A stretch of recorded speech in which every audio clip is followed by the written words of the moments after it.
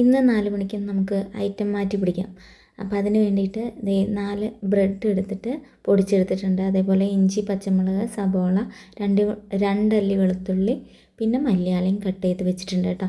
വെളിച്ചെണ്ണ ചൂടായിലേക്ക് നമുക്ക് ഇതെല്ലാം ഇട്ട് കൊടുക്കാം. മല്ലിയില മാത്രം ഇപ്പോൾ ഇടണ്ട, ബാക്കി എല്ലാം ഇട്ട് കൊടുത്ത് നന്നായി വഴറ്റാം.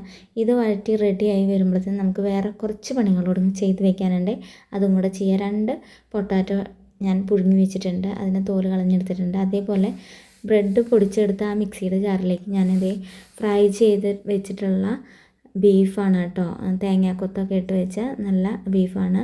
അപ്പോൾ നമ്മൾ ഉപ്പും മഞ്ഞൾപ്പൊടി മാത്രം ഇട്ടിട്ട് വേവിച്ചത് തന്നെ വേണമെന്നൊന്നും ഇല്ല കേട്ടോ. ഇതിന് ഇങ്ങനെ ഫ്രൈ ചെയ്ത് വെച്ച ബീഫായാലും നമുക്കൊന്ന് അതിനെ പൊടിച്ചെടുക്കാം. അപ്പോൾ നമ്മളുടെ സബോളയൊക്കെ നന്നായി വഴന്ന് വന്നിട്ടുണ്ട്. അപ്പോൾ അതിലേക്ക് ആവശ്യത്തിന് മുളക് പൊടിയും അതേപോലെ ഇച്ചിരി മഞ്ഞൾപ്പൊടി, ഉപ്പ് ഞാൻ നേരത്തെ സബോള വഴറ്റാൻ വേണ്ടി ഇട്ടിട്ടുണ്ടായിരുന്നു കേട്ടോ. പിന്നെ നമ്മൾ പൊടിച്ച് വെച്ച ഗരം മസാലയും കൂടി ഇട്ട് നന്നായി പച്ചമണം പോകുന്നവരെ ഒന്ന് വഴറ്റി കൊടുത്തിട്ട് അതിന് ലാസ്റ്റ് ആകുമ്പോൾ നമുക്ക് മല്ലിയില ഇട്ട് കൊടുക്കാം. മല്ലിയില ഒരുപാട് വഴറ്റിയിടണ്ട, പച്ചയ്ക്ക് തന്നെ കിടന്നോട്ടെ, എന്നാലേ നമുക്ക് കഴിക്കുമ്പോൾ ആ ഫ്ലേവർ നന്നായിട്ട് കിട്ടുള്ളൂ. ഇനി നമുക്കതിലേക്ക് പുഴുങ്ങി വെച്ച പൊട്ടാറ്റോ ഞാൻ ഉടച്ച് വെച്ചിട്ടുണ്ട്, അത് അതിൽ കൂടെ ചേർത്ത് നന്നായി ഉടച്ച് ഒന്നും കൂടെ മിക്സ് ചെയ്തെടുക്കാം.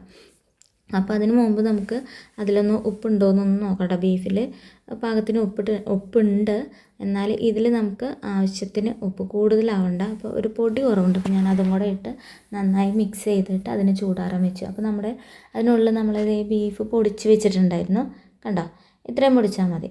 അപ്പോൾ നമുക്ക് അതിനെ ഇട്ട് കൊടുക്കാം. അപ്പോൾ ഇങ്ങനെ ആക്കിയെടുത്ത ബീഫ് ഇതിൽ മിക്സ് ചെയ്തുണ്ടാക്കുമ്പോൾ കുറച്ചും കൂടെ ടേസ്റ്റ് വരും കേട്ടോ കട്ട്ലേറ്റിന്. അപ്പോൾ ഞാൻ അതൊക്കെ നന്നായി ചേർത്ത് നമുക്കൊന്ന് നന്നായി മിക്സ് ചെയ്തിട്ട് നമുക്ക് കുഴച്ചെടുക്കാം.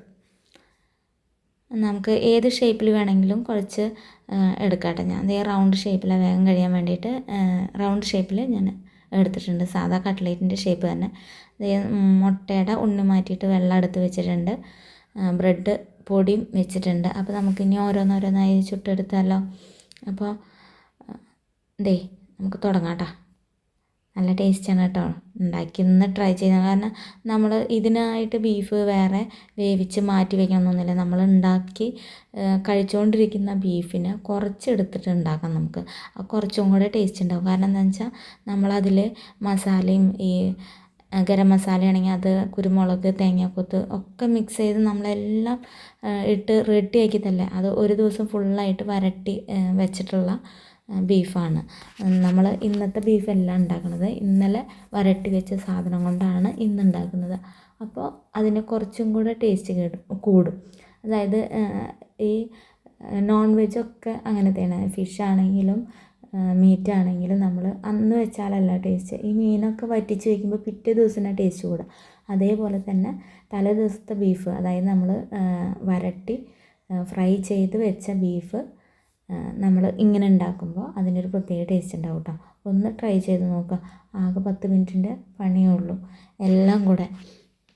അപ്പോൾ ഞങ്ങളുടെ കട്ട്ലേറ്റ് ഏകദേശം റെഡി ആയിട്ടുണ്ട്.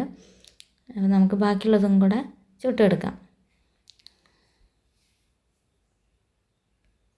എന്തായാലും മറ്റ് സ്നാക്സ് കഴിക്കുന്ന പോലെ ഈ എണ്ണക്കടികൾ നമ്മൾ വയറ് നിറയെ കഴിക്കില്ല അല്ലേ.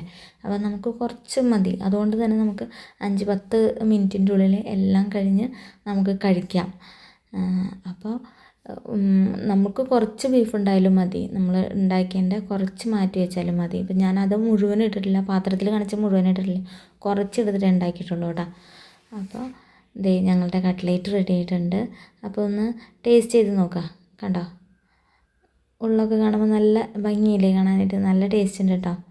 കഴിച്ചിട്ട് നിലം വിട്ട് ചാടാൻ തോന്നുന്നുണ്ട് കേട്ടോ. നല്ല ചൂടുമുണ്ട്, എന്നാലും കഴിച്ചിട്ട് നിർത്താൻ തോന്നുന്നില്ല, അത്രയും ടേസ്റ്റ് ഉണ്ട് കേട്ടോ. അപ്പോൾ ഒന്ന് ഉണ്ടാക്കി നോക്കണം.